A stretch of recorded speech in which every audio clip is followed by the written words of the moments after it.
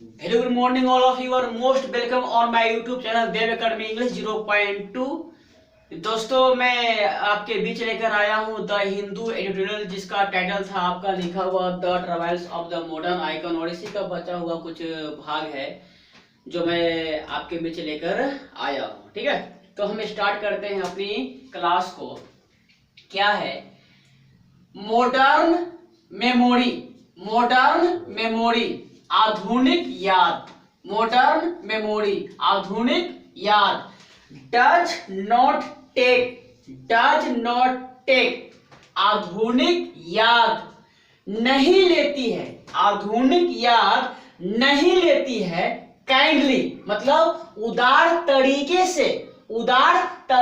से to defeat अपने हार को। टू डिफीट मतलब अपने हार को। और पॉपुलिस्ट मतलब लोकप्रिय, पसंद करने लायक, लोकप्रिय याद अक्सर लेती है ऐतिहासिक याद को, और इसे बदल देती है। क्या लिखा हुआ है, ध्यान देना। आधुनिक याद नहीं लेती है उदार तरीके से हार को, और लोकप्रिय याद अक्सर लेती है ऐतिहासिक याद को, और इसे बदल देती है। ऑल्टर्स का मतलब होता है बदलना। उसके बाद है लिखा हुआ आपका there is a hyperbolic quality, मतलब एक बढ़ा चढ़ाकर गुण है। किस लिए? टू दिस रीराइटिंग, इसे पुनः लिखने के लिए। टू दिस रीराइटिंग मतलब क्या हुआ? दिस मतलब इसे, रीराइटिंग मतलब पुनः लिखने के लिए। तो टू दिस रीराइटिंग इसे पुनः लिखने के लिए। बट का मतलब किंतु। दिस एक्ट यह कर डिफर्स का मतलब होता है अलग करना। क्या होता है? अलग करना। किंतु यह कार्य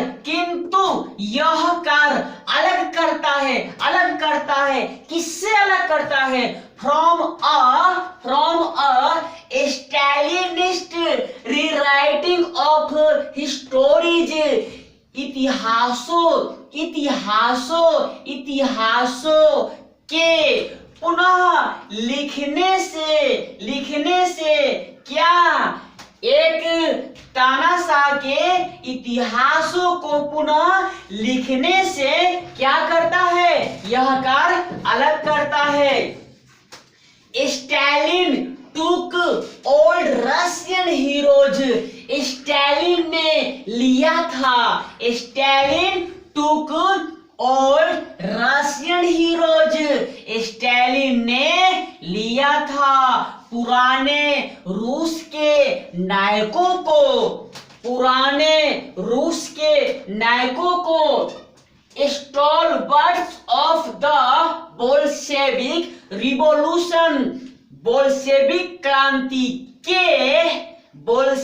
क्रांति के प्रतिष्ठित व्यक्तियों को, स्पेशली खासम खास दोज उनको हूँ चैलेंज जो चुनौती दिया था। हिज डोमिनेंस उनके या उसके प्रभाव को, जो चुनौती दिया था उसके प्रभाव को। एंड का मतलब और कॉन्वर्टेड का मतलब होता है बदल देना, और बदल दिया देम किसको? उनको। टू नॉन पोर्शंस मतलब भगोड़ा के रूप में। किस रूप में? भगोड़ा के रूप में। नॉन पोर्शंस का मतलब होता है भगोड़ा। लिटरली का मतलब होता है सटीक तौर पर। इरेजिंग मतलब मिटाते हुए। इरेजिंग का मतलब होता है मिटाते हुए। ध्यान देना आप, क्या लिखा हुआ है? खासम खास उनको जो चुनौती दिया था उसके प्रभाव को और उनको बदल दिया था भगोड़ा के रूप में, सटीक तौर पर मिटाते हुए। क्या मिटाते हुए? देयर रोल, उनके भूमिका को इतिहासों में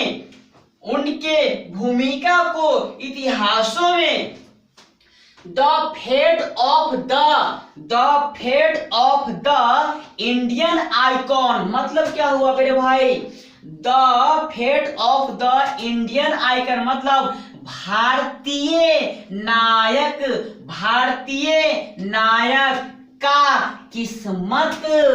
भारतीय नायक का किस्मत हैज बीन कंस्ट्रक्टेड। भारतीय नायक का किस्मत हैज बीन कंस्ट्रक्टेड मतलब गठन किया गया है, बनाया गया है। डिफरेंटली अलग अलग तरीके से। डिफरेंटली का मतलब होता है अलग अलग तरीके से। उसके बाद ध्यान देना आप, द पोइग्नेंसी का मतलब होता है दुख। क्या होता है? दुख। द पोइग्नेंसी कम्स आता है। क्या आता है? दुख आता है। किससे आता है? फ्रॉम मतलब से। एक B9 का मतलब होता है उदार, काइंड। एक उदार अवज्ञा से। ध्यान देना आप, The poignancy comes from a benign neglect। ध्यान देना, दुख आता है एक उदार अवज्ञा से। रिड्यूसिंग मतलब घटाते हुए। रिड्यूसिंग का मतलब होता है घटाते हुए। याद और उत्सव को घटाते हुए। याद और उत्सव को टू अ रिचुअलिस्टिक इवेंट एक सांस्कृतिक घटना एंड एम्प्टी मार्कर एक बेकार मार्कर है। ये आपको लिखा हुआ था इसमें। कहाँ दिक्कत है? अगर आप हर एक वर्ड का मतलब सबसे पहले आप लिख कर उसके बाद द हिंदू एडिटोरियल को पढ़ना चालू करते हो या किसी भी न्यूज़पेपर को पढ़ना चालू करते हो तो आपको कहीं भी दिक्कत नहीं होगा।